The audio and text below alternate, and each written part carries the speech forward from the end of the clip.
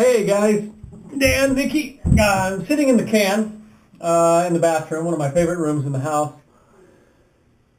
Not because this video should be private or that I'm showing you my privates, but because I need some good light because there is something funny I do need to show you later on in this video that I think you might find humorous. So I'm actually here today to talk to you about barefoot water skiing. Now I've sent you a short clip of me barefooting, and I'm going to put some longer clips on here. But I want to talk about it in general because it is probably the coolest thing I've ever done. One of the coolest things I've ever done. I've never base jumped or jumped off with a squirrel suit yet. Maybe when I do that, that will be cooler. But as of right now, barefoot water skiing is one of the coolest things. So, to learn to barefoot, you essentially you start on the boom, and you've seen that in that little short clip that I sent you. And what you do is the boat gets going, the boat gets up on plane, and you got your legs sitting outside the boat, and then you pop up you sort of get out onto the boom, and now you're here. Now the crazy thing is that you're looking down at water that's moving 35 miles an hour underneath you. So it can be pretty frightening looking down at that. And then what you do is you move yourself farther and farther out. Now the problem is, the farther out you go on the boom, the smaller the diameter of the pipe, the easier to hold on, right? The issue is, the farther you go out, the more, because of the sheer force of your body weight, the more the boat tips that way, and the closer you are to the water. And you have to have enough distance to where you can get your feet down, because if the bar is down here, and the water's only 2 feet lower, it's really hard to get your feet around. So what you do is to transition from here to barefooting, you have to literally, you can't put your feet down too slowly because they're kind of right underneath you. You got to get them out here. So you just have to really just sort of boom and put your heels in it and hope your heels catch. Now what happens, and you'll see this on the video, sometimes your foot, one of your toes gets a little too deep. Next thing you know, your feet are one behind you. Now, at that point, you probably should let go, but I didn't know any better, so I just held on. When you whip your legs back around, you try it again. And so, once you get down here, then you want to kind of move out farther and farther. The problem, one of the things I don't like about being on the boom is the boom's too high up. It's more fun when the rope is down here. So, even though there's no video of me being on that 5-foot rope, I've done that a couple times, and that was a lot of fun too.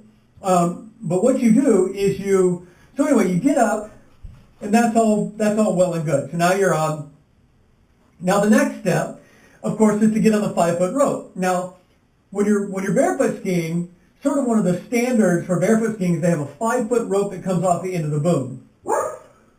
Now there's two ways to transition to this. One is, you either start from holding on to the boom in your skiing, and now you've got the rope here, and what you do is you have to let go of the boom. Now, as you can imagine, when you let go of the boom, you're going to swing. Since the rope is like this, the rope is going to swing, and you're going to swing around in a big arc.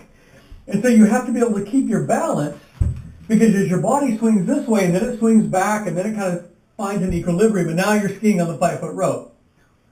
That's one way. The other way, which you'll see in this video, is you start either like this, sort of Superman, and then you roll on your back, and then you bring your legs around, and then you stand up. Or the other way is you start, if you're looking in the direction you're going, you're holding onto the rope, and you got your feet up on the rope like this, and essentially your head's sort of underwater when you start. Not for long, but for a little bit. And then you put your feet down and up you go. Well, starting on the boom and then holding onto the rope and then swinging out seemed like a lot more fun to me. Not to mention, as you guys know, Jen and I have this friendly competition, not so friendly sometimes, where we, on slalom skiing. So what we did is we came out with a competition for barefooting, where everything is worth a point. Getting up on the boom is worth a point. Deep water start, so where you start Superman and roll over and get up, that's worth a point. swinging out on the rope is worth a point. One footing is worth a point. One footing with your hand down is worth a point. All those things. So anyway, so it's given me a little more motivation to ski a little better. So anyway, all the videos I'm showing you is from the very first day that we went. And I learned how to do it. And I tell you, the day we went out, this video is shot, the water was like glass. And when you're barefooting on water like that, it's like skiing on liquid velvet. If velvet were liquid, that's what it would feel like. And it was just, it's hard to imagine, it's hard to describe how awesome it felt. It feels awesome on the feet. And literally you're going along and you're thinking to yourself, wow, I'm skiing on my bare feet. It's really, really cool.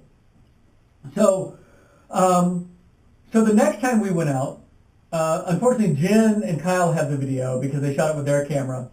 We did it with the 5-foot rope. So the first time on the rope, I swung out and I overleaned and I ended up coming over onto my back. But fortunately, when I hit my back, I sort of spun out. I didn't face plant. Now Jen seriously face planted. It was pretty damn funny. So when they get their video posted, I'll send you a link. But but I finally got it on my third try. I finally got it where I could swing out on my feet, and then I did a 1-foot action, and it was really cool. Since then, I've gone out twice more. The most recent time was yesterday. Glenn and I went out. It was just him and me, so I didn't get any video of it. But I practiced that swinging out on the rope. And what was really funny is that when you swing out, you get so much spray you can't see anything. And I swung out, and then I and depending on where you put your weight on right foot or left dictates which direction you're going to go.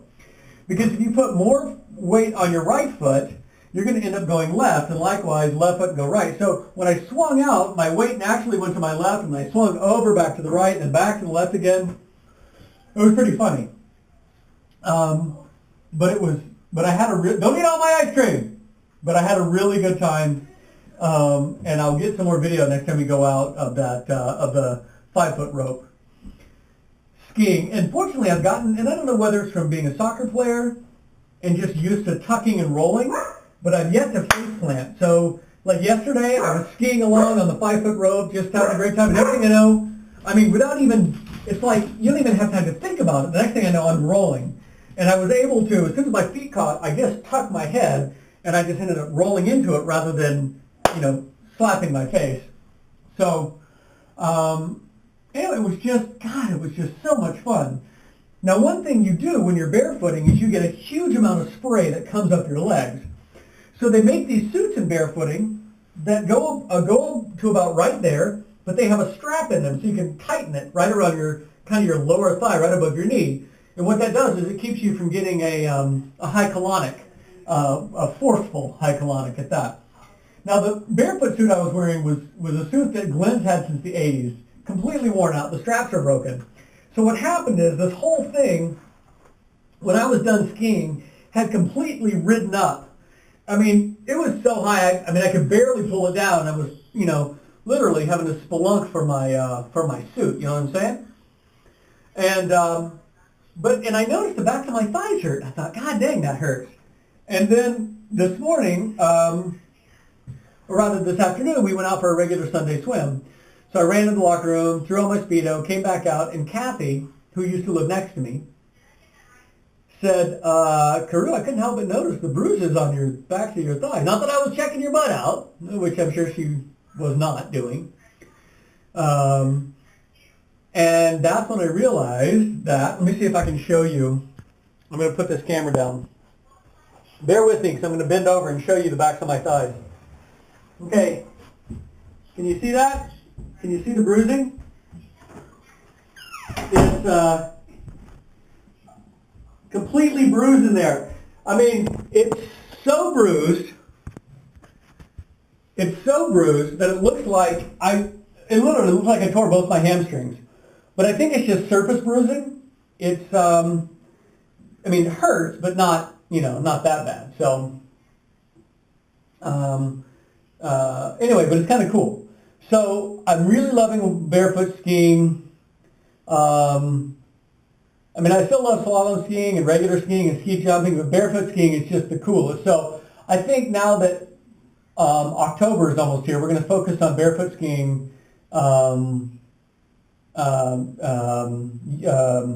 exclusively until the end of the season. Now, the nice thing about skiing in October, barefoot skiing especially, is one, you don't have to get in the water when you start. You can start on the boom and do it that way. Now, if you fall, you get in, but that's fine. Two, is there's not a lot of boats out, so you don't get a lot of wake, and that's really nice. And usually the weather is pretty mellow for these first 2 or 3 weeks in October, so the water should be pretty calm. So anyway, I'm having an awful lot of fun doing it. So here's some video, enjoy, and that is my story, and I'm sticking to it. The boat spray is hitting me! That's okay! Just slide overboard then. Okay. Put that overboard. Woo! Got it! Yeah! Arm straight! Arm straight!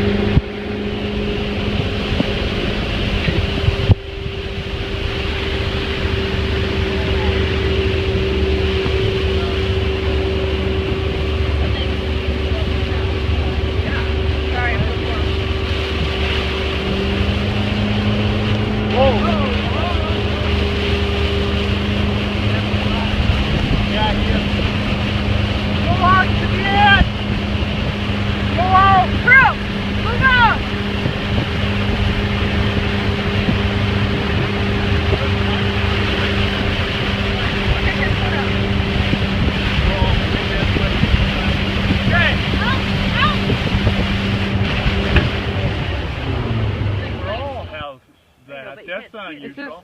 Crew heavily breathing into a camera. No, it's the condensation, you doofus.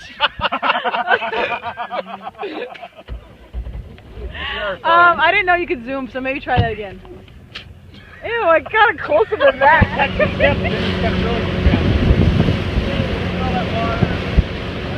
Yeah, he did